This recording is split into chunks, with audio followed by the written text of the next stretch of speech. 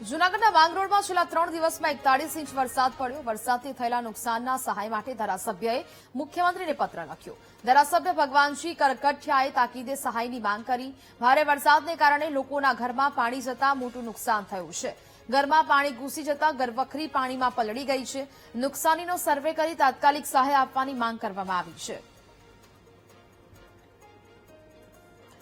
તો જ પ્રકારે ભારે વરસાદને કારણે અનેક લોકોના ઘરોમાં પાણી ઘૂસી જતા મોટું નુકસાન થવા પામ્યું છે, જેને લઈને હવે સહાયની માંગ કરવામાં આવી છે. ઘરમાં પાણી ઘૂસી જતા ઘરવખરી પણ પાણીમાં પલળી ગઈ છે.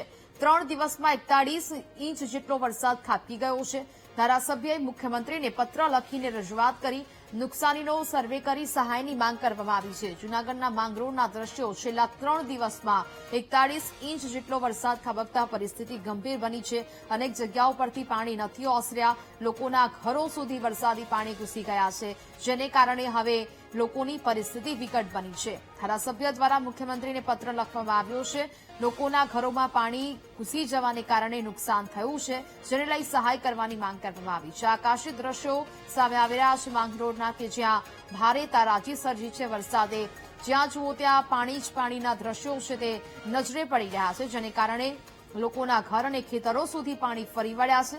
નુકસાની પણ થઈ છે. સ્થાનિકો કહી રહ્યા છે સરકાર સહાય કરે તેવી પણ માંગ કરવામાં આવી રહી છે. નુકસાનીનો ત્વરિત સર્વે કરવામાં આવે અને તાત્કાલિક સહાયની માંગ કરવામાં આવી છે. ધારાસભ્ય ભગવાનજી કરગઠિયાએ તાકીદે સહાય કરવાની માંગ કરી.